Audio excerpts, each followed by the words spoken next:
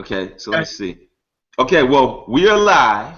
All right. I will assume we're live. Oh, all right, so we are live here. What's up, everybody? This is Maxie Collier from Urban Freelancers, and this is our first test of our Freelancers Friday webinar series. And our objective for this series is to interview subject matter experts as well as new and emerging freelancers in order to try to share some tips, lessons, tools, and resources. So, for this beta test broadcast, I'm most excited to have the longtime collaborator, Anthony Artis, here as we talk about some of the lessons that he wants to share about freelancing.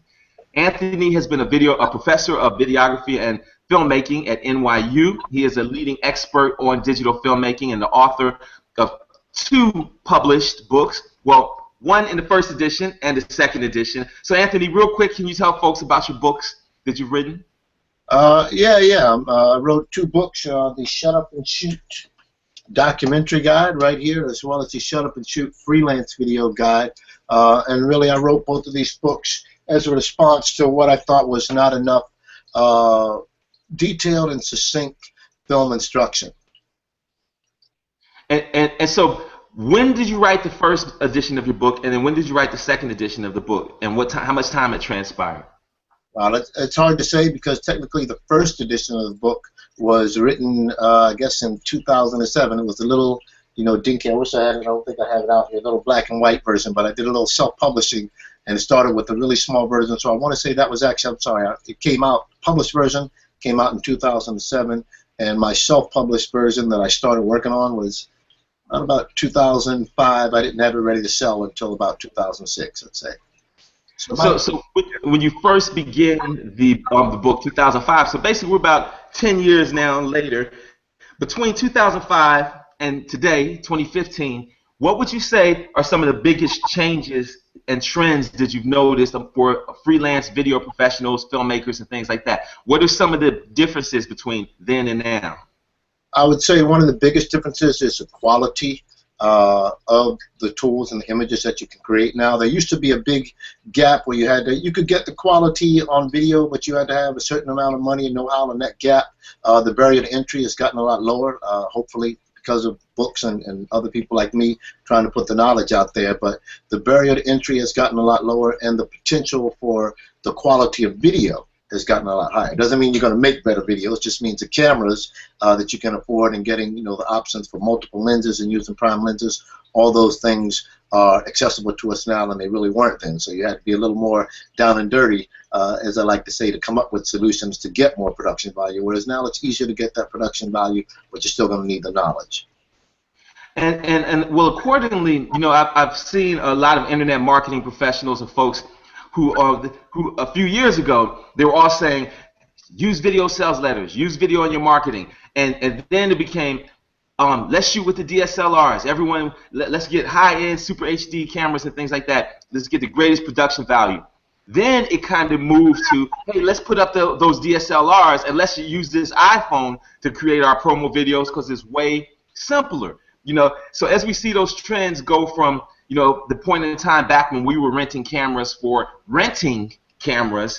hundreds and thousands of dollars per week, compared to the time when you can go buy a camera for less than $100 with HD, how do you differentiate? How are professionals supposed to differentiate themselves from the person who just got a brand new iPhone and is now also making promo videos, compared to this person over here who's been doing it for 10 or 15 years?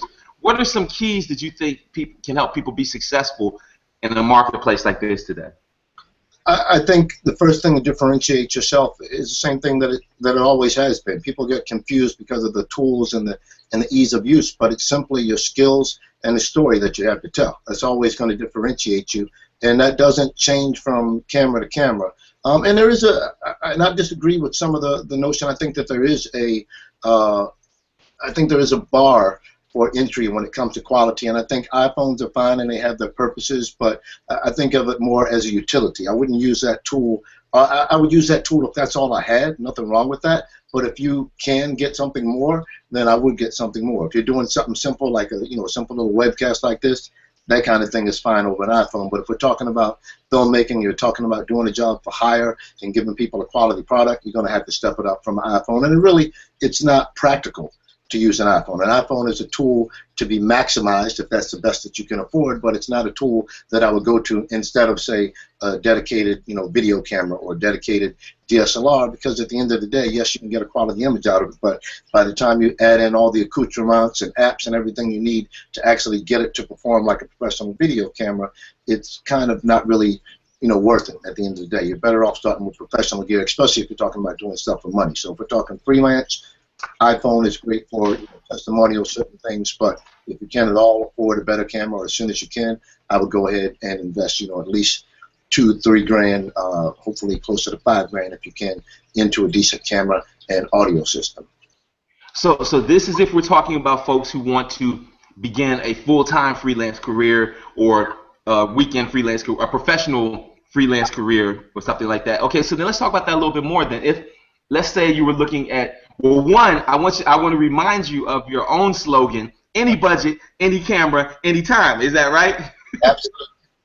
Absolutely. Okay, so with that in mind, then, if you were a small business and you were deciding that you were going to bring someone in-house to do some of your video, or if you were a startup freelancer and you were trying to put together your entry-level equipment package, because this is what I tell folks also, a lot of new people to video. I've met people who have budgets and they blow their whole equipment budget, and then a year later they're not interested in film or video production anymore, and they've spent all this money on high-end gear that has depreciated in value over that year. I encourage a lot of times is for people. What'd you say? Well, I buy their used gear.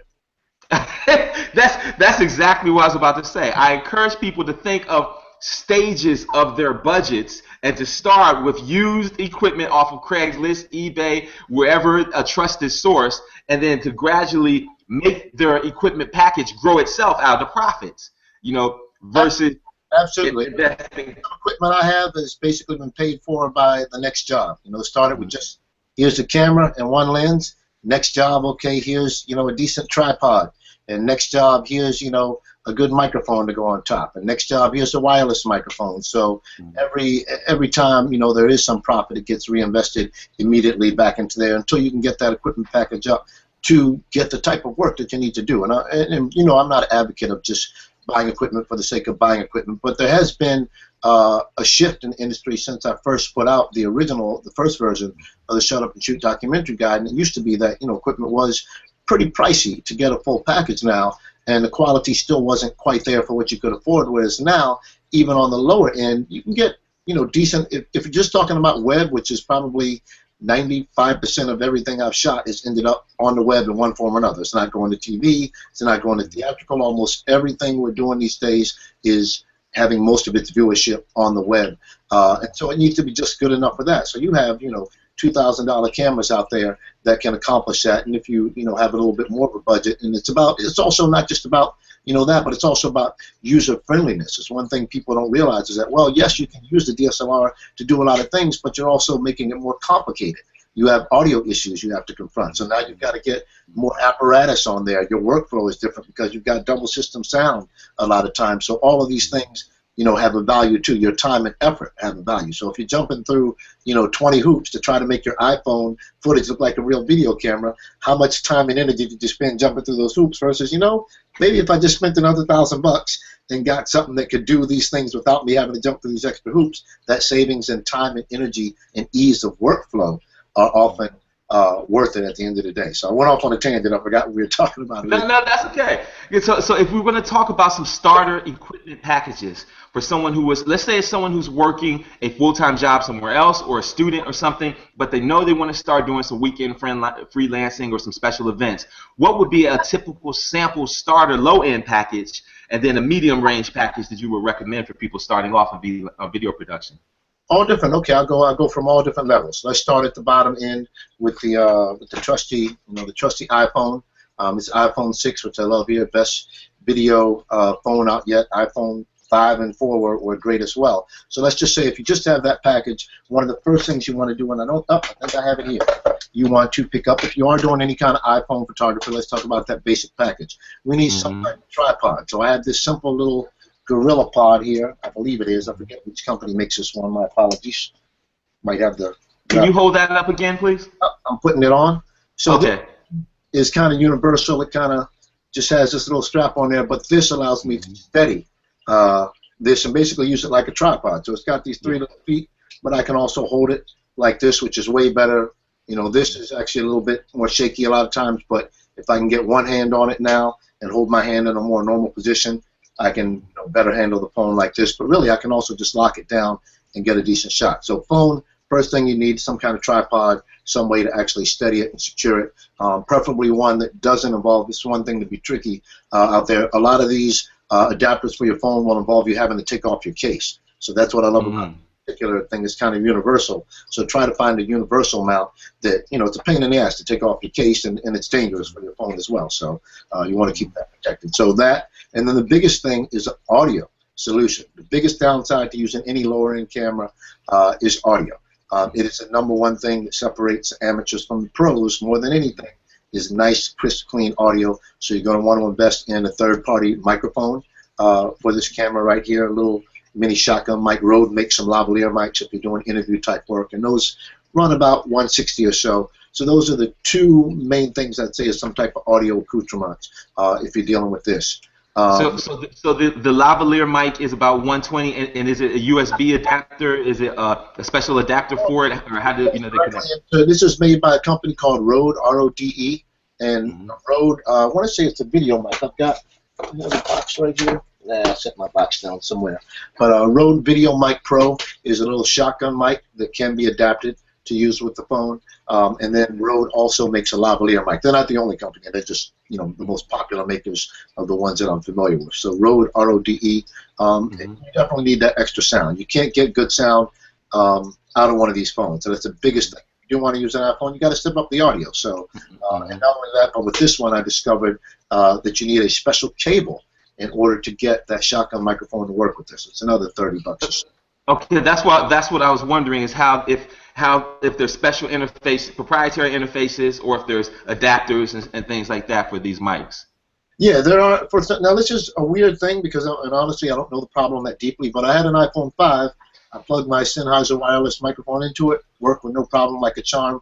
I got this iPhone 6, and something's changed because the same mic won't work with this. But then I researched the issue online, and there was a special little iPhone 6 audio cable for like $25 that I had to get to go with this, and then it worked fine with that microphone. What was great about that was that it also allowed me to do something that you normally can't do. And again, this is where we talk about jumping through those hoops. But once I got that, it allowed me to also plug in my headphones.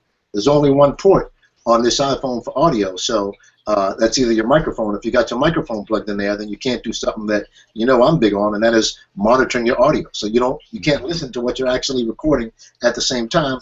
Very dangerous. And very, if you make a 20-minute video, you're doing the spiel of your life in front of the camera, you don't want to find out 20 minutes later that the audio is all, garbled or messed up. So that's worth an investment, in that cable for that reason alone, that you can listen to headphones and have a microphone attached when you're using this rig. So that's a basic iPhone. Now, along the same lines, when you're using that basic rig there, what software apps and things may enhance the value? So if you're recording video, does the default video app, does it show like a meter, or are there any other like recording tools or any other apps and things you come across? You definitely want to go beyond. I recommend anyway going beyond the basic video app that's built in there. And there's a lot of apps out there. The main thing you need is the thing you need for any camera that you're looking for, and that's manual control. You want manual control over audio. You want manual control over white balance, whether it's, you don't want it all orange and blue, and you want manual control over exposure. And ideally, you also want manual control over focus when you can get it. You don't want to leave your camera on autofocus, especially if you're moving it around. As the lighting changes, the image is going to get all dark and get real light and things like that. So the app that most people use, and I know it's for the iPhone, it might be for Android too, I'm not sure, and that's Filmic Pro. So Filmic Pro is probably the most popular, and it's been around for a long time since the iPhone video started getting, really high quality. This Filmic Pro allows you to shoot different frame rates too, 24 frames per second. So it allows you manual control is the main thing you need in order to get professional results. You can't have your audio just dropping out or suddenly getting real loud and hissy again. that all becomes a pain. There's another new app called iFocus, I-P-H. Focus. So iFocus, I-P-H-O-C-U-S, I believe it is. And the iFocus app is really intriguing because it's the first app that I know of anyway that allows you to manually shift focus. So not just to touch a point and have it focus on that point, but to actually it has a little slider so I can shift focus from you. Wow. So for the first time that I know of, you can rack focus and really control the shallow depth of field that you can get on an iPhone, which is, that really cinematic look where everything in the background is out of focus and the foreground's in focus, or vice versa, if you want. So it allows you that, nice cinematic look with some flower petals creeping in the edge of the plant, that type of thing. Tricky to control on an iPhone, and this iFocus app does allow you to do that and does share some of the same functionality of Filmic Pro. So those are two things you definitely want to get those apps. And another one that I like, just on a side note, and I've used this in my own professional productions. I'm going to give you guys a free tip here, and that is one called Vintage 8mm. It's not, not like it's a big secret. It's a pretty popular app. It was the app that was used in the documentary Waiting for Sugar Man, or what's it? Searching for Sugar Man? Yeah, Searching for Sugar Man, there it was. So that was originally shot in 8mm film. The guy ran out of money before he could finish his doc. I'm sure you're familiar with those money woes in documentary. So in order to finish what he started on 8mm film, he finished it on an app called Vintage 8mm, and when you look at the film, you can't tell what was shot on real 8mm and what was shot on the Vintage 8mm app. And I use that basically for recreations. I use it for, it basically mimics like a 70s kind of film look. It has like an old black and white look, so a bunch of old school kind of film looks baked in. And I actually supplement that with my professional video. So professionally, I shoot on a Canon C100, but occasionally if a project calls for a flashback or a certain stylistic sequence that might look good in film, I use this baby every time. And the clients... Wonderful. Okay, cool. So we have our entry level package. You mentioned the tripod, you mentioned the camera, you mentioned the sound accessories, you mentioned some of the apps. Okay, let's talk about a basic prosumer. And I want to give the caveat that if that's what you're starting with. If you already have a smartphone and you just want to mess around with it and you're not sure, how far you want to take it to see what you can do, this is a great device for telling stories, but you have to max it out. And I do talk about that in the second edition of my book as well. I have a whole page on how to get the most out of your cell phone, and basically it's to treat it like any other camera. That's the biggest thing. So moving up from there, I would say next up in line would be DSLRs. And I'm going to skip over consumer cameras because consumer cameras really aren't appropriate for most applications. I'll breeze over them and I'll say the main thing you're looking for in a consumer camera, if you do decide to go that route, is you want manual controls. Again, the Canon Vixia line, V-I-X-I-A, has been a popular line for a long time. So that's on the highest end of the consumer camera angle, and it does offer you some manual control, but again, it's kind of an awkward manual control as far as the buttons and levers. So not counting consumer cameras, next thing we're looking at is DSLRs. So at DSLRs, you're talking entry level, and I haven't looked at prices for a while, so forgive me, but we're talking around about $1,500 to $1,800 for one of the lower end Canons, like the Canon Rebel, something like that, and that's many other brands, but that's probably one of the first entry level DSLRs. It's really popular. So DSLR camera. And let folks know when you differentiate between the consumer camera and the DSLR. If I'm just breaking into video production, can you differentiate the cameras for them? Yes. And actually, I keep reaching over here. I'm actually going to pull something up this time. Okay. I have there it is. So consumer camera. This is old school. This is my old school Sony cam. You guys recognize that kind of thing? Your dad broke out at birthday parties or whatever, so that's just a regular consumer camera. That's really what these are for. These cameras are for, shooting home movies, personal video, but really these are a dying breed because they've been supplanted by this. So this is smaller form factor. It's a camera, as they say, the best camera to use, when it comes to personal stuff is the one you have with you. This camera I always have with me. This I have to make a conscious decision to bring. I don't even use this anymore. It's just a mini DV. So that's consumer camera. Basically just a simple automatic camcorder that basically you can hit the record button and the video is going to come out decent. Auto, usually it's full auto function, so you don't have those manual exposures on most of these consumer cameras, and where you do have them, it's often in the touchscreen menu or other awkward ways to access it are not convenient for most professional filmmaking applications. So when we're talking, and now there's a new form factor for consumer cameras too with the GoPro cameras, right?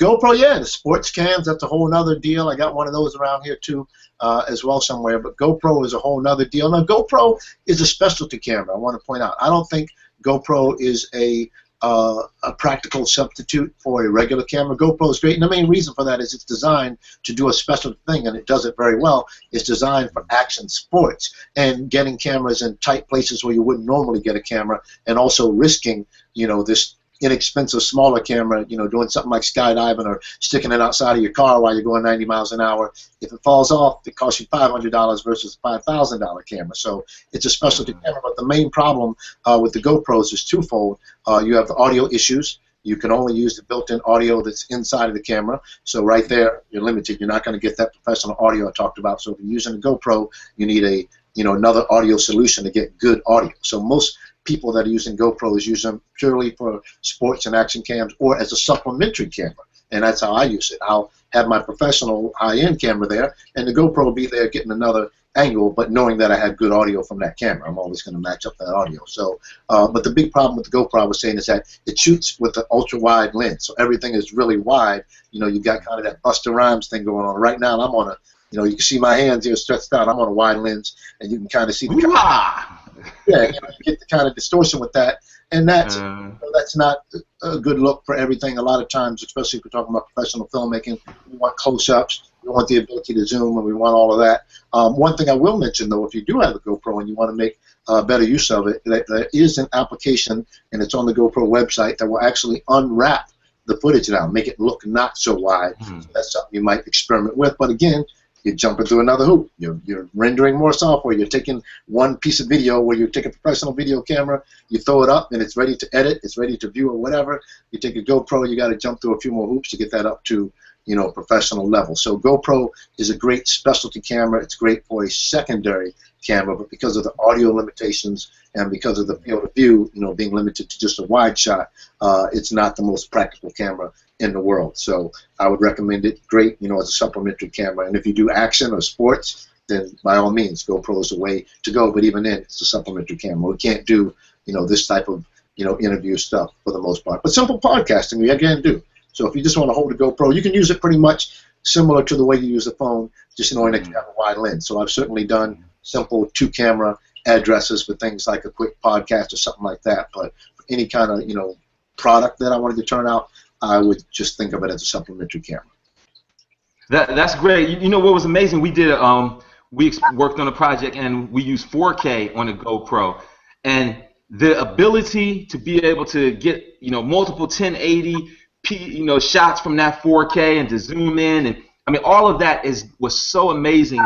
And the difference of the workflow nowadays, you know, when you consider the fact that you can have one camera, whether it's a GoPro or DSLR or whatever, on a 4K, one setup. But out of that, you can zoom in on your close-ups. You can, you know, you rack focus and do all this sort of manipulation. I think that is just so amazing. Which brings us up to another, you know, point, because what at Urban Freelancers, our goal is to show current trends and existing anticipated ones. So, for example, when we look at all these people who are shooting this 4K and this raw data and material, things like that, we're seeing that more than ever there is a need for professional digital imaging technicians who know how to duplicate this data, you know, who know how to protect the integrity. Because what we started seeing when the DSLR cameras came out in the raw format, there was all these people who they didn't know how to protect the integrity of their footage that they were shooting. So you may start off shooting by one thing, but if you're not careful through your editing, by the time you get ready to do your mastering and your color correction, you've distorted and compressed and manipulated your data, and you've lost some of the data integrity. You know, so what we're telling people, that and when we look at all these cheap cameras and low-cost cameras, we see that one of the greatest needs is for post-production specialists, now more than ever, because there's more media being shot than ever. So you have all these people who have volumes of media, and there's like a little bottleneck between the raw material and the finished material on this side. You know, so we're encouraging people to consider roles like editors, becoming specialists in editing, becoming assistant editors, becoming digital imaging technicians, becoming color correction specialists, motion graphic specialists, people who know how to take this data and freak it to the next level. Just briefly, because I still want to talk about prosumer camera packages, and then just want to get a quick word on drones and one little word or two on your business practices for freelancing. But real quick, what are some of the roles that you've seen for freelancers that exist now that didn't exist 10 years ago? Probably the biggest one is DIT, digital, man, I should know what that stands for, digital imaging, digital intermediate technician, or digital imaging technician. Basically, that is a person that handles the media on set now. The biggest thing from the old school days till now is going back to this consumer camera, and I don't even think the batteries operate on this bad boy right now. The batteries are dead on me, but this has a tape.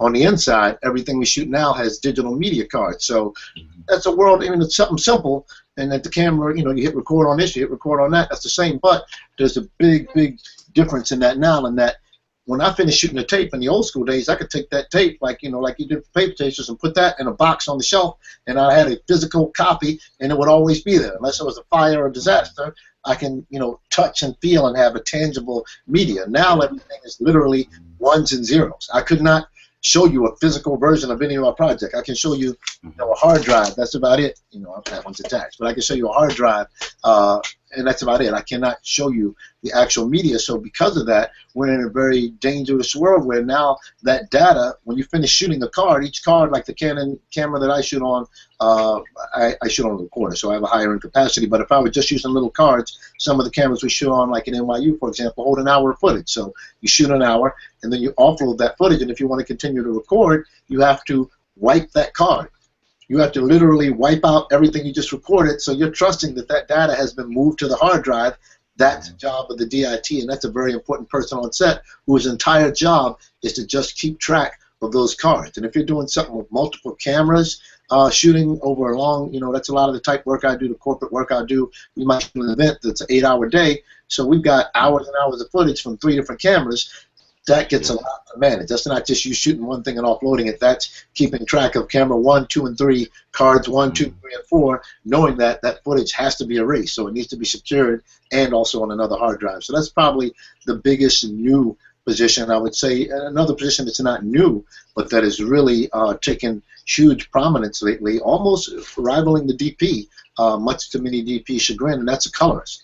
Yes. Colorist job now, colorists have been around since forever, but one thing people discovered is that once we started shooting in raw format, for people that aren't familiar with that, is basically shooting an image in, as digitally pure fashion as possible, and it looks aesthetically unpleasing to the eye. Basically all your blacks are flat and your colors are really muted, but that's a type of palette that allows a colorist to then go in and make your blacks really saturated, to add shadows where there weren't shadows, to do all these manipulations of the image, and basically almost craft the look of the film digitally after the fact. That's all assuming, as you pointed out before, assuming that it's been shot correctly to begin with. You can't take crap and make it into gold, so a lot of people are turning in less than ideal footage that really can't be color corrected, or they're using tools that just aren't high enough, on a high enough end, or give it high enough resolution that a colorist can actually work with them, because you're doing a lot of digital manipulation, so you need a nice pure, the best, most resolution you can get, the better off you're going to be. So those are the two biggest things I would say, is that digital person on set that's just handling card data, extremely important. And I hate to do it. It's a job we all hate to do, and it's a job it's a really simple and easy job on some extent, but it's also a lot of responsibility. You got to be organized. You got to be anal. You got to make sure there's copies and copies after copies. So yeah, that's there was a great little special I saw the other day on NFL Films. NFL Films has an incredible operation in terms of what they do during the game. But there was a little mini documentary, and I think it's on Xbox Live if people have that. But it was a mini documentary on how they shoot these films, and it was showing the setup where the guy, like, there's 16 cameras in the stadium, and there's all these people handing this guy off these cards. They have a whole team of them. So it's something that's really coming to its own. It's a nice point to consider for young people if you want to get somewhere in the film and you have computer skills, maybe not necessarily camera skills, or maybe you don't want to be in the field per se. It's a nice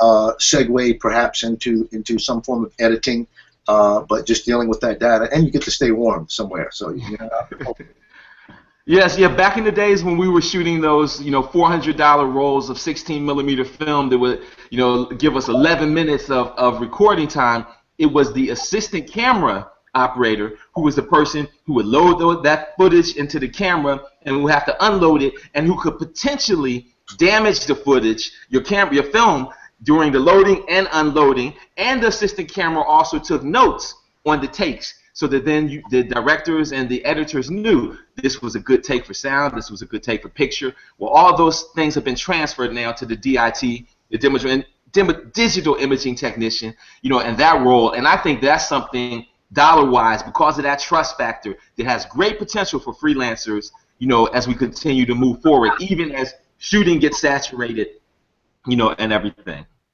Yeah, that's it. So those are the two biggest changes. Other than that, everything's still pretty much the same. The tools have just gotten better. That's the only thing that's changed. You still need the same skills. You still got to have a story worth telling. A lot of people, for a while, there was a period, and that was really what I wrote my second book, The Freelance Video Guide, in response to. For a while, it was like, because everybody and their mama could afford a camera, people were just getting cameras and calling themselves filmmakers, and they were making a bunch of garbage for the most part. They still didn't understand anything about storytelling. Still don't understand anything about composition. Still don't understand anything about lighting. Still don't understand how to get good audio and what that even means to your story.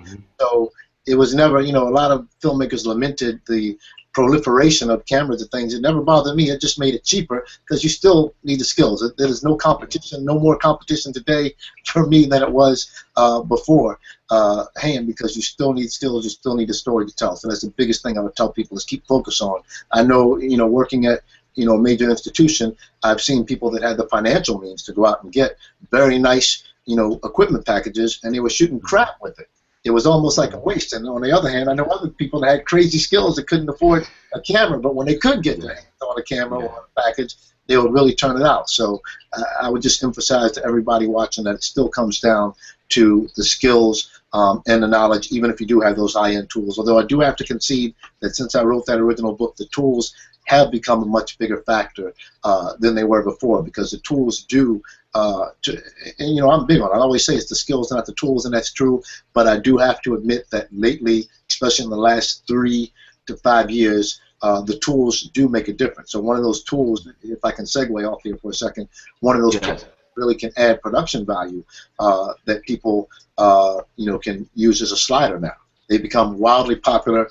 Slider basically gives you the same equivalent of that dolly movement, but it's that smooth movement. It's not the same as a pan or whatever. It's actually the camera's moving, so objects that are in the foreground and background are shifting perspective, and it's very beautiful, but it adds a real notch of professionalism to your work. So that's the type of tool that if you get your hand on it and use it, correctly, it can really lift your work up, whereas before we didn't have those things available to us. Before you needed a dolly, and you needed to go rent it. You needed, a guy to push you on the dolly. You needed a dolly track and all these things. So now you get a very similar aesthetic effect to the dolly with the slider. And honestly, I don't even see dollies, except on really big budget productions anymore. People break out the slider in a heartbeat, and you can break out the slider one man. So you went from... I mean, it was the dolly grip. The dolly grip's role back then was to take those heavy pieces of track and that big dolly and to get it all situated. I mean, it was one particular role, sometimes 2 or 3 people in that role, depending on how big the dolly was.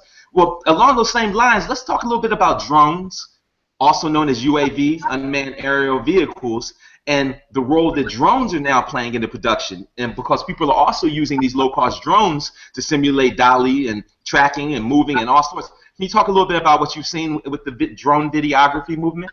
Yeah, I don't know a lot about the drone movement yet, but from what I've observed, it is another one of those great new tools that, again, you could never get a damn aerial shot before. You know what I mean? In my book, in the first version, I talk about, getting on a Ferris wheel at an amusement park somewhere to get a great overview angle of this beach town, sneaking on, things like that. That was about as close as it was ever going to get. And now you can actually get, beautiful, original shot, from a drone there. So again, that's the type of production value you can add to something. Obviously, drones are a whole new world. We want to, make sure everybody's taking safety precautions and being within the law. But it's one of those tools that can really add something in terms. I'm coming purely from a filmmaking perspective, not necessarily from the commercial angle or anything, but from the purely, creating a better filmmaking product. Whether it be a music video, whether it be a nice overhead view of a narrative scene or something like that.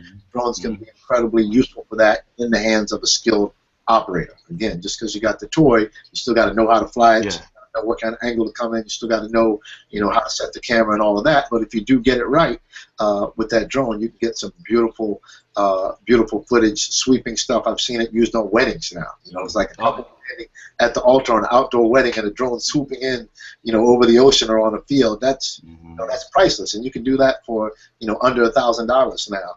If you've got the skills. So drones are another very interesting new development in filmmaking. And I don't think it's a cure-all. Again, it's just one type of shot. So to me, it's just one more, tool in a tool belt or arsenal of things that you need. But it's one more thing I haven't broken out yet. But it's something I'm gonna break out a can of drone one day when the right time comes. I mean, it makes sense. It's so exciting because when you were here in California and you showed me the panoramic imaging that you were doing with your iPhone.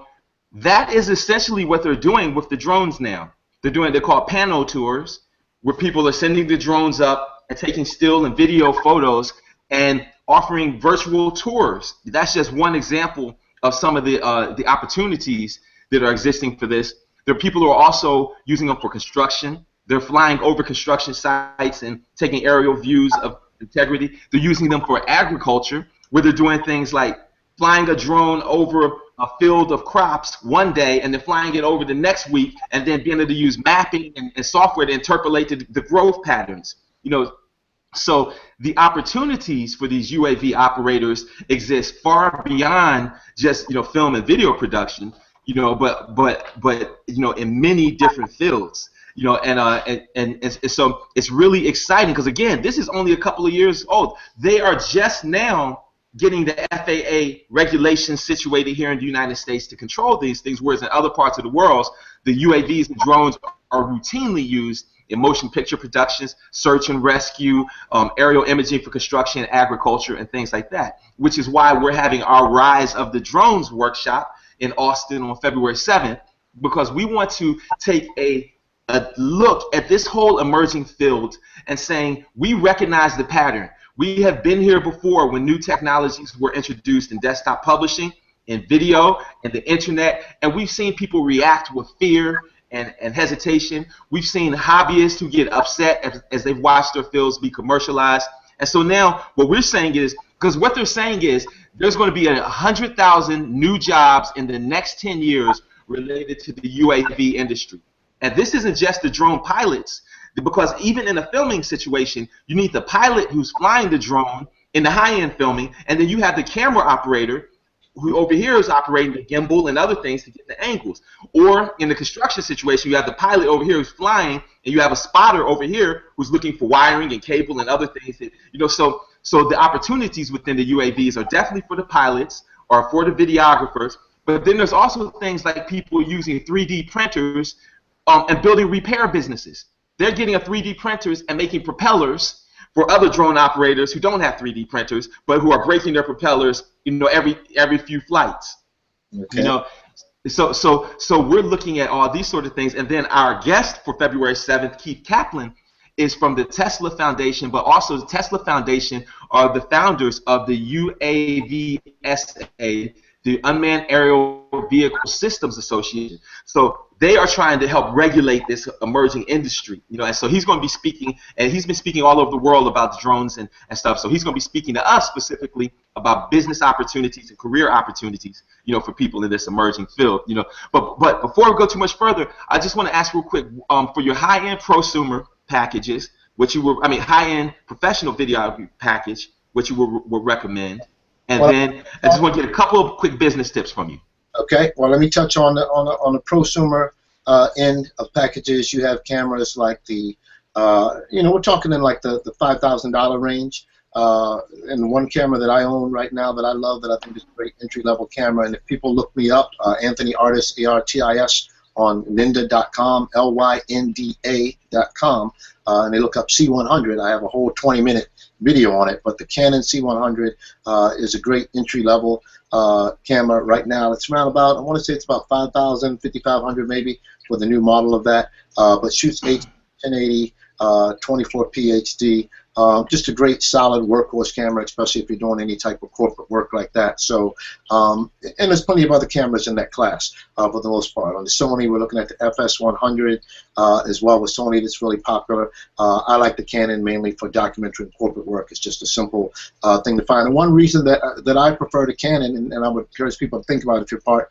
of a filmmaking community, I was going back and forth a long time choosing the camera, and I decided to go with that camera because the Canon 7D and 5D are really wildly popular DSLR cameras, and they use the same lenses. So if you're teaming up with other filmmakers or you need to borrow lenses, there are a lot of those lenses around. So that was one of the main reasons I wanted the Canon, because now I shoot with a man who's got a Canon, and his boy has a 5D, and we're all in the same room, and I can have access to a 70 to 200 lens and all these type of things. So that's something to think about, is what type of equipment the other people you have and might collaborate with have, because that also kind of puts me in a position of, well, when my man needs somebody, he knows I got the same type of camera, so he's more likely to call me. So Canon C100, Sony FS700, anything in that, you know, $4,000 to $6,000 range. A site where I would recommend you look at the latest camera reviews, where I go a lot, is a site called nofilmschool.com.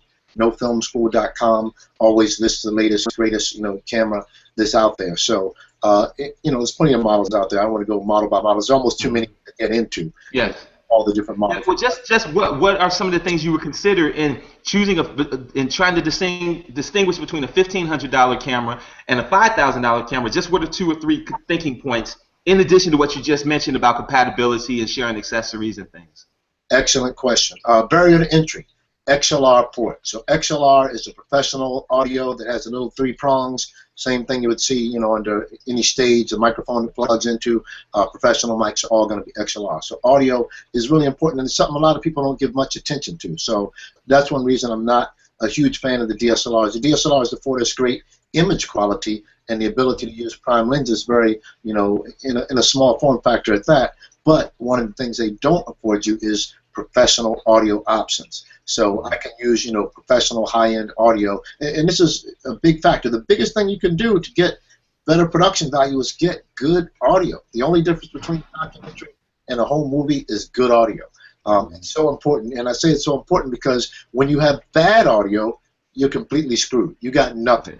You got absolutely nothing. You got nothing nobody's going to look at. No distributor's going to want it. Customers, even if it's for free on the web, people ain't looking at that shit. Nobody is going to listen to overmodulated loud audio. So that factor is very important. So XLR ports for audio, professional audio, manual controls, of course, and you're going to get that. If you're talking $3,000 on up, everything's got manual control. Ideally, we'd like a real focus ring, something we could reach for and focus. Beyond that, I would say, you know, a decent size viewfinder. The bigger the better. You know, the 3.5 inches, something like that.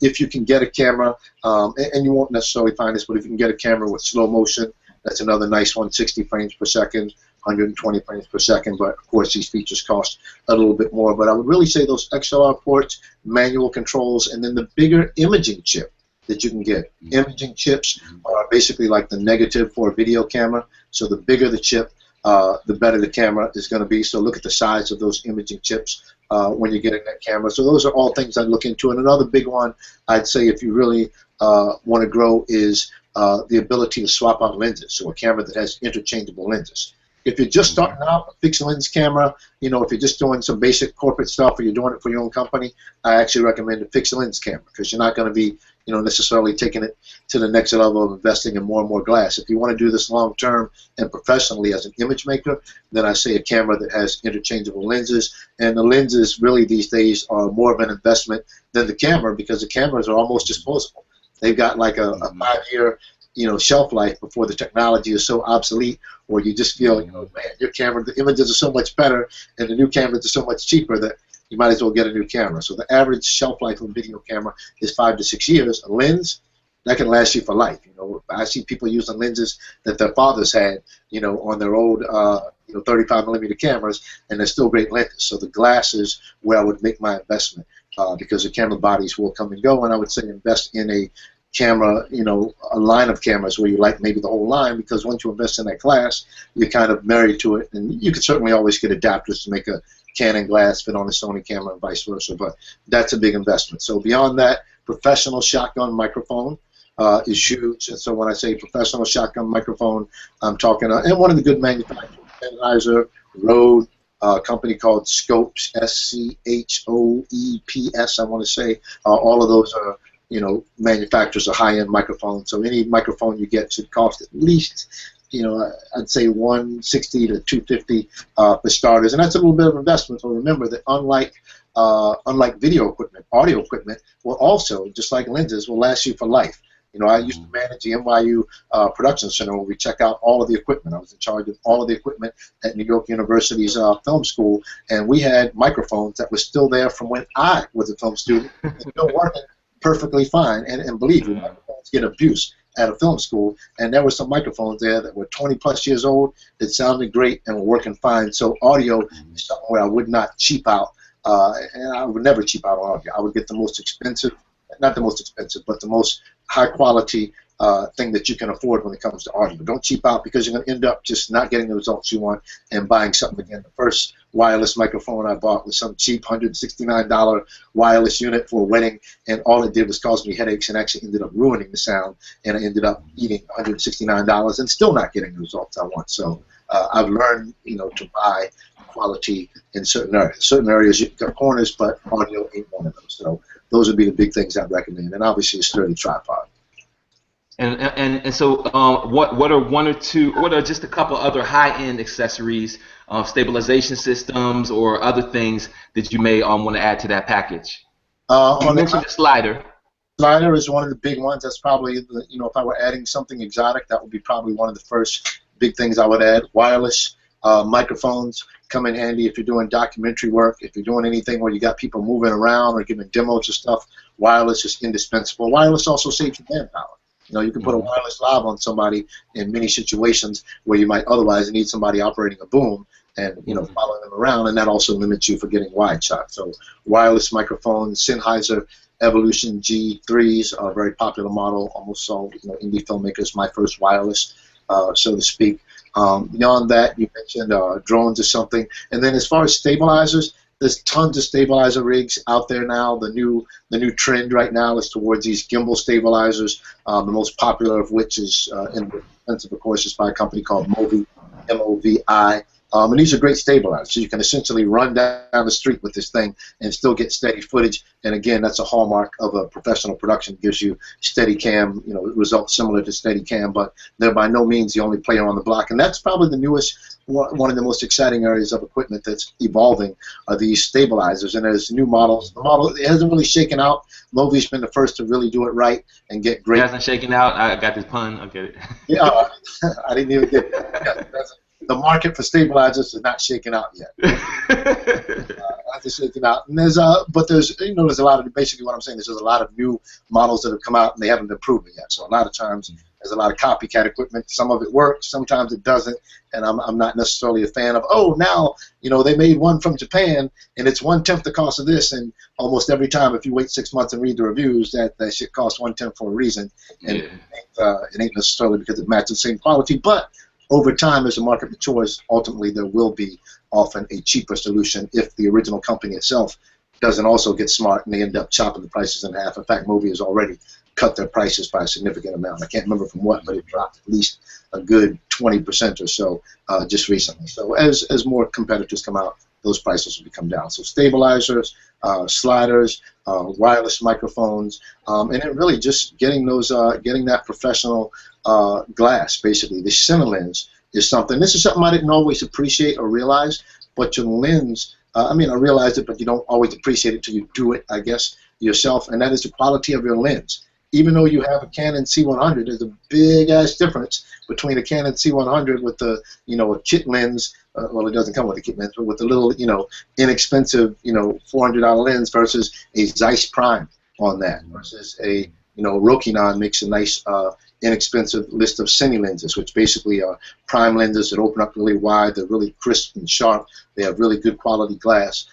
So quality lenses are something I'd invest in, and even if you can't afford it, because lenses are, in many cases, lenses are more expensive than cameras sometimes, especially in the world of DSLRs, but you can rent them. There's companies that will rent you lenses online. Borrowlenses.com is one. It's the one that I know of anyway, and they will rent lenses to you online. So you can borrow a lens, and that's probably the most cost-effective rental you can make. Get that really nice lens just for the 2 or 3 days you need the project, then return the nice lens and, you know, still use the regular one that you have. So those are all things I would say as far as that prosumer package. Well, now I know we could talk gear for hours, and we could also talk business for hours, but we need to wrap up shortly. So how about we just transition real quick, and you just, as the author of the Shut Up and Shoot Freelancers Guide, yes, there we go, which will be available at the link below in our YouTube and on this page. But as the author, what are 3 business tips and suggestions you will like to give to new freelancers? Okay, so I've gone out and I've purchased my new package. I've been practicing. I've got my skills up. What are 3 business suggestions that you will offer for folks who are starting their freelance business like right now? Okay. If you're just starting out, I would say, first off, I would say show and prove. If you want to get new work, one strategy, and this is really for people just starting out, I would say one of the first things is you have to, you know, the biggest question I get a lot of times is how do I get, you know, how do I get clients? You know, how do I find people to pay me for work? And my answer is really simple, and I don't mean it to be contrite, but that is to do damn good work. Basically, if you do quality work, and this is what I've experienced, and it's a little bit different for me because I have the book and some other things going on, but basically I don't, as of yet, I'm about to start, mind you, but I have not yet, and I've been doing this for 20 years, I have yet to really advertise myself as a production company because I have as much work as I can handle with all the other things going on, and that's strictly through word of mouth, meaning ideally if I've done my job well, every time I get a client, from then on, every time they do need a video, for the most part, they come back to me. So I just keep gathering them, and then they tell other people about me. People see the video and say, hey, you know, who did that? Oh, that was really great. This guy Anthony or whatever, and then they sell me another new client. So my clients are actually the people that have bought me new clients. And in some cases, one strategy that I recommend to people to get work when you're just starting out, and it's a little bit risky, but it's served me very well, and it's controversial for some people. I know when I gave this at a professional conference just recently, people looked at me like I was crazy, but I said, you know, I have a saying, and that's the first one is free. And the first one is free means, doesn't mean you just go around doing things for people for free, just means that you have to demonstrate what you can do. I'm not going to hire you to do a commercial for my car dealership even if I got to see that you can do something. Have you done any work with cars? Have you done any commercials at all? I don't care how good you think you are, how many Linda tutorials you took. You got to be able to improve. So it's kind of a chicken and egg thing first. So I'm saying go ahead and put the egg out there yourself. That's the only way. You're waiting for the chicken and the egg. Grab whichever damn one you can get. And in that case, sometimes that's doing something for free. So a strategy I recommend is aligning yourself with what type of work do you want to do? Okay, I want to do music videos. Okay, great.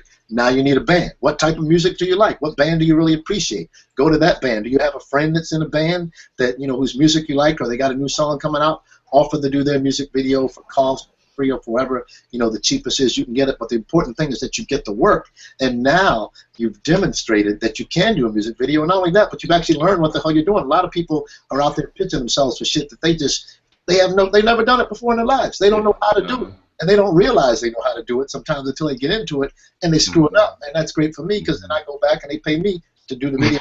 Somebody else screwed up at the end of the day. Fixed it, man. you gotta, you know, you want to do things within your skills. So this whole idea of doing something for free leads to other work. And I give you an example of where I applied it with a gentleman that I work with, Pete Chapman. You know, one of my boys. We did this video a long time ago for Porsche. So he had a Porsche as a loaner, as an influencer, like kind of social media kind of program they had, and he built a whole podcast, you know, series, not a podcast series, but a little video series around this. So we did like a multi-part series. We called it GoPro Porsche. So it was promoting the GoPro camera was new and hot then. So we did all these cool shots in New York City with the GoPro on it. Made this nice little, you know, podcast series. And that was all. There was no money involved. We were not paid for that. I don't know if Pete wanted me to tell you that, but there was no money involved in that. But the whole idea of that project was that it was a demonstration that, hey, look at this type of slick work we can do, and there was nobody going to come to us otherwise. But after doing that, then Pete gets a call from other car companies. You know, we end up shooting something for Buick in Chicago within a year of that. We got another call from another, you know, car company I can't name because of, you know, negotiations, and it didn't go through. But very close to getting a really major project for another car company, and I'm telling you that came as a result of doing this original product for spec. So I'm not saying work for free per se. I'm saying that work strategically and do projects, whether you make money on them or not, to demonstrate what it is you want to do, and that's how you can get much more work. And just to throw in a side anecdote that's in the same lines that reinforces for me is Vince LaForêt is a pretty well-known DP at this point, and when Movie Stabilizer first came out, he did this incredibly entertaining demonstration film. He had a hookup, I guess, at Movie, and he got like his hands on one of the very first units before it even came out, and did this incredible demo video, blew him up. Gets a call from Nike, and he's doing a Nike Kobe commercial as a result of this thing he did for Movie. That, I mean, he might have gotten paid, but I know he didn't get paid any great amount of money, and I think it was all for free out of his pocket. But that's the type of thing you got to do sometimes. So a lot of people do spec work, and I'm iffy about that. I'm not just talking about spec. I'm talking about smart spec work. Yes. You only throw in the type of bait that's going to attract what you want to attract. You can't just be doing things for free for no reason. So every time I'm doing something, and it's never for free, by the way, it's for no money. When I do things, I've never worked for free in my life. I've worked for no money many times over, but I've never worked for free. There was always a back end or an angle. So I still, shoot videos and do things for no money, but there's always a back end. There's something else that I'm getting out of it, and a lot of times the thing that I'm getting out of it is way more profitable in the long term than whatever money I would have gotten up front for that one day of shooting. So that's one of the biggest things I would say. Second thing is make sure that if you're dealing with clients and paid work, that you set the parameters of the job up front. This is where a lot of people also get into trouble, not clearly communicating, not putting things in writing about what it is you're going to shoot. So yes, I agreed to shoot interviews for your company. I'm going to do an interview project. How many interviews? 2 interviews or 20 interviews? Where are those interviews taking place? So all of these interviews taking place here in your office at one place, or do you want me to go to 20 different locations?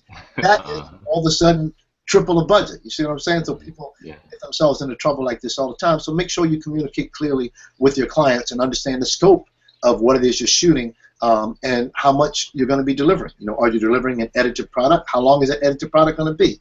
A 3-minute video or a 30-minute video? Make some decisions up ahead of time. How many cuts? How many cuts? How many drafts are you going to do for approval for the client? You want to limit that as well. Here's the things that I want you to comment on and give me approval on and give it to me by this date. Otherwise, you can end up making endless little changes, and people can nickel and dime you to death. It is very easy, and happens to me occasionally that at the end of a day, I've certainly done video projects for less than minimum wage if you add up the actual hours of time spent. And more often than not, that has almost always been as a result of my own miscalculation or underpricing in terms of what the work was going to be. So really, be honest with yourself about the amount of work involved, I would say. So that's tip number 2. And then the third tip that I would give you as far as dealing with business, I'll say another one, maybe depending on the audience, I'll say just a side note too here, but never be funny with the money.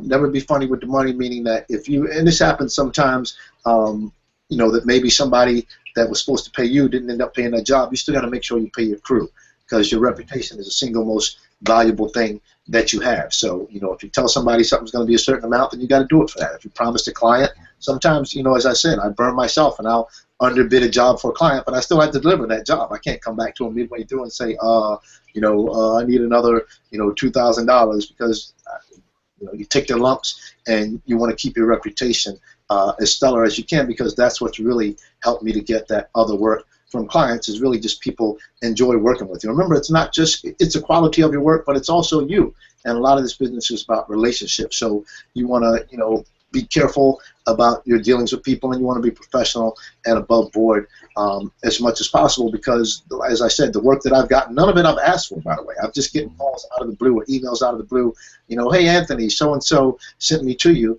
and I'm like, oh, that's as a result of the working relationship that I had with them. So those relationships, and the most important thing I would say, number 1 rule, is to make sure your clients are always happy. It's the only damn kind of client I have. I have clients with big budgets, small budgets. I have gay, straight clients. I got clients, that are making, this kind of, commercial, and clients making this kind of, wedding video, but they are all happy clients at the end of the day. When people walk away happy, they spread good word of mouth. It puts more money in my pocket, and if and when they do need a video, they come back to me. So my goal is that every single person that I do a video for, the next time they think of video, if they have any video needs at all, I'm the top name that comes to their mind, and if any of their friends have video names, I'm the top name, and because of that, I haven't had to work as hard to find business, but I am, doing this full-time now. I was doing it part-time before, so now I'm advertising advertising that a little bit more. But again, that same golden rule applies. Well, we have, and we're about to wrap up, but we have a campaign that's kicking off on Friday called "Take the Free Out of Freelance," and basically it's a giveaway, where we're going to be giving a entrepreneur $100 that they can apply to one of the freelancers in our network so they could do some work for them. And how have you learned? Because we too value the importance of unpaid work. But we talk about the importance of deciding when something is charity and charitable work. Say, okay, I'm doing this as a donation, as a contribution, as charity, and differentiating from when that is, I'm doing this as unpaid but not charity. Based upon what you said about the benefits. What have you learned about saying no to people who come to you about wanting you to work on free projects? And again, considering what you said about the times when we do it. And then what about the other times, especially as you begin to get more successful with freelancing and your amount of inventory of your time you have available to sell to people is starting to get reduced? How do you go about saying no to people in your circle who try to get you to work for free? Well, that's easy. I just tell them my rate. That ain't hard. I'm saying no. Let me clarify a few things about that for starters. First off, a lot of the jobs I do for free are jobs that I initiate, meaning I've conceived the project. I want to do, I want to do something cool on this subject, or I want to demonstrate that I can do this. Or occasionally, I'm just a fan of something. I just really like this thing. But it is sometimes there is charity. One big thing you can do is that even when you do this work, I still send an invoice. I'll put it all gratis, but this is what this would have cost. It's very important. Yeah. Know that. Hey, and more often than not when I'm doing this too, it's with some people that I already have some relationship capacity with in one way or another. And sometimes it's with the understanding that, hey, this one is for free, but the next one's not, or this is to help you and your company get off the ground, because I can see where this is going to get a lot of exposure, or I can see where this product you guys are putting out is going to be really good. So you make those things clear up front. But again, if you go into it and if you've only chosen something that's going to benefit you in the long run, like that Porsche video that I talked about in the end, you can't lose. At the end of the day, if I'm walking away with a finished product that has Porsche logos all in it and this beautiful footage, of this car right here, how can you lose? At the end of the day, I've gotten what I wanted. So it's crafting an opportunity where you're walking away.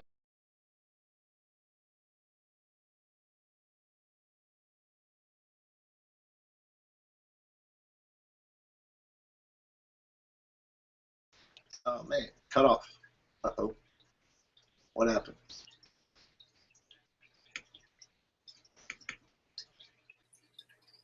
Max, hey, you still there, mate? I think the call cut off. Well, I have lost video and audio on your end.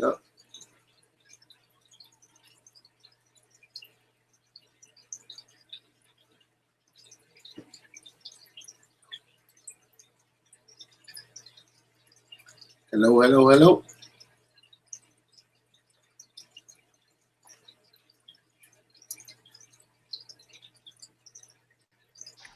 Oh, there you go. I lost you. What happened? I ran out of time? Yeah. You're back now. Can you hear me okay? Yep, I hear you fine. I don't know what happened there. Oh, okay. Okay, cool. Yeah, so I'll edit that and get it situated, but we're still recording. Yeah, so you were saying about your free projects, and at that point, that's what we do also. If we're going to work for a discount, we'll work up a full invoice of what we would have charged, and then we'll put whatever discount or free is in there, so at least they can see the value. Because what we've realized is it is so easy to drive down our own value if we're not careful. And the first thing I asked you, I said, how do you protect yourself from people when you work for free? You said you tell them your rate. But what we learned is a lot of people don't even know how to come up with a rate. What is one point that you would give for the newbie who needs to come up with a rate? Because either, here's what's happened, either they price themselves way too low or they outprice themselves based upon their experience. What suggestions would you give, for people in determining their rate? That's really hard because it also varies, and that is a tough question to come up with. I would say, first off, it's market-based. One of the reasons it's hard is because, a wedding here in New York is going to be very different than a wedding, somewhere in Oklahoma, perhaps, in terms of the rate. And it has to do with how many other people are competing against you, and also what is the quality of their work. People are doing really high-end work for really low prices. That makes it, a lot harder for you. So every market is a little bit different. I would say you can kind of sniff around the market and kind of get some ideas of what other people are charging. But then the other thing that makes it vary for me is it also varies by skill level. There are people, for example, I have different young people that work for me sometimes on camera, and some people that work for me sometimes as editors. And I have my, I have my $200 a day camera people, and I have my $600 a day camera people, and I have some people in between, and that's because their amount of skill and experience only commands so much. Meaning, I get the $600 camera person I hire, I don't worry about anything. I know I'm going to get my value. So I think you have to price yourself also according to your experience and your skills. And some people are a little delusional about their experience, but the market will kind of let you know sometimes whether or not you're charging the right rate. I would say it's tricky. Sometimes maybe it's better to err on the side of being a little too low. Is one argument for it, because then at least you'll get the work and people will start hiring you. You'll know over time because people will be hiring you all the time, or as happened to me one time, a client accidentally sent an email that was meant for somebody internal. It's like, wow, these guys are really cheap. And I was like, oh, I mean, they hired us for the job, and I was happy with the rate, but I'm like, oh, I should be charging these guys a lot more. So, so it certainly happens. But the other way it can happen around too is if you're overcharging people and you don't deliver what they want. I'm more of a fan of over-delivering. So almost every time I try to give people more in one capacity or another, and that's built by design, meaning I promise them this, but I know I'm going to be able to deliver it at this level for the most part. And that goes to my strategy of having people walk away happy.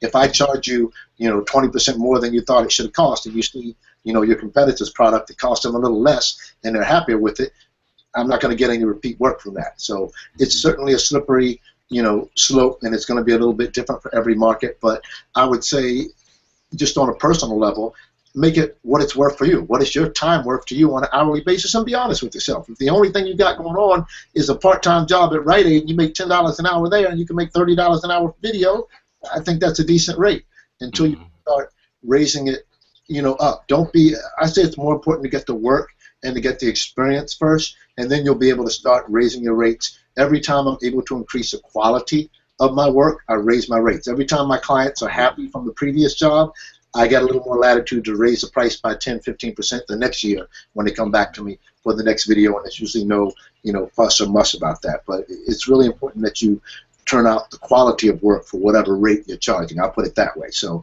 only personally what your stuff is worth at the end of the day. But if people start hiring you, then I think that's a good thing. But it is really hard to set your rate. You kind of have to go on Mandy, go on Craigslist, and kind of see what people are offering. But you also get what you pay for, is what I find. So there's a reason why.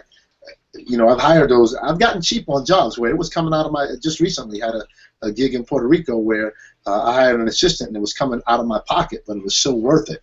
Those extra $200 a day that I didn't plan on spending, and I'm so glad that I spent it because I got an incredible amount of value for that price. So, set your rate at whatever the market will bear, but I say maybe err on the side of being a little bit lower. But you're right, it's hard to come back from that, but you can on the next job. If you got the thing to demonstrate you can do it, every level of production value you can raise, that's what I charge more for. I charge more for fancy graphics. I charge more for a better lens. I charge more for being able to get those dolly shots in there, and that's what's going to distinguish you. You got to remember, that's what's going to distinguish you from the company. Yeah. So in order to be able to charge higher rates to me, my work has to be better than the next guy's over. If my shit ain't better, how can I be charging more than this guy if my stuff ain't better? So the way that I'm able to raise my rates is to raise my skill level, to raise my equipment package as I can until I can turn out a better and better product.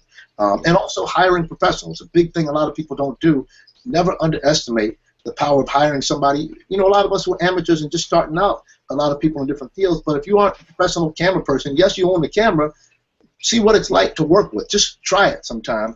Hire that guy $300, $400 a day and just see what he does. And oftentimes what you'll find is that just the lesson and what you learned observing, watching him, is worth the money alone.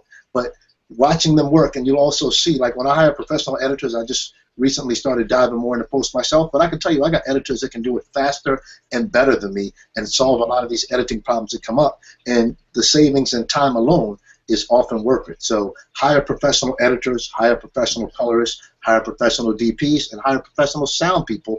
And Yeah. I know we all don't want to, come out of pocket that much on stuff, but it makes a big ass difference in the quality of your product. So when I'm competing with other people, I try to bring better professionals on my team, and that's something you certainly saw on Paper Chasers, the difference it can make having the right person in the right job, and the worry and stress that takes away from you. Now you're freed up. Yes. Instead of trying to operate the camera and operate the audio and all of this, guess what? Now I'm making sure my client's content is truly representative of the product I'm trying to sell in this commercial. Now I'm focused on the performance from these kids instead of worrying about the audio and is lunch coming on time and all those things. So bring some other people on board, put together the best team that you can, and try to get at least as one or two professionals in those key positions of camera and editing at the end of the day, even if it's just for an experimental basis, so you can learn from them and then apply those lessons yourself later on if you can't afford to hire those professionals. But you should observe it up close, and there's a big ass difference, I can tell you, between the way that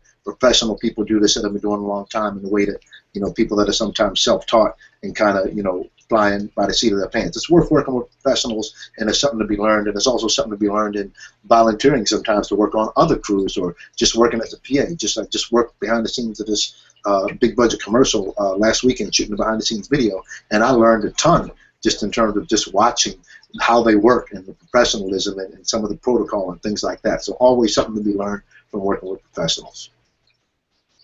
Well, look, man, I know whether I allocate 20 minutes to talk or 2 hours the whole time.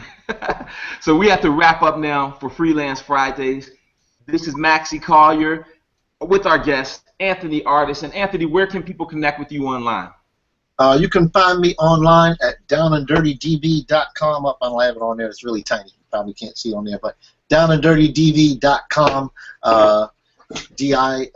Down and Dirty, DOWNANDDIRTY as in digital video. So downanddirtydv.com, or if you Google my name, Anthony Artis, it'll pop up and you can find me. And definitely check out, I have hours and hours and hours of in-depth video tutorials on a great site that I also want to promote called lynda.com, LYNDA.com, and that is probably, if you're self-taught and you want to be in filmmaking, and I'm not just saying that because I'm on there, I'm saying it is probably the premier place to go. It's the place that professionals go for high-end tutorials on things like After Effects, things like how to get better location audio, lighting, video, all of that. So lynda.com, you can find me, and downanddirtydv.com, you can find me, and teaching at NYU. If you guys take any summer programs, I'll be there teaching doc. All right, wonderful, man. Well, look, we appreciate the time. Happy 2015. Best wishes for a continued prosperous year and with your freelancing. And definitely look forward to us producing something in the very near future, man. All right. Sounds good, Maxie. Thanks for having me, man. Okay, bro. Take care, man. Thank you. Bye-bye.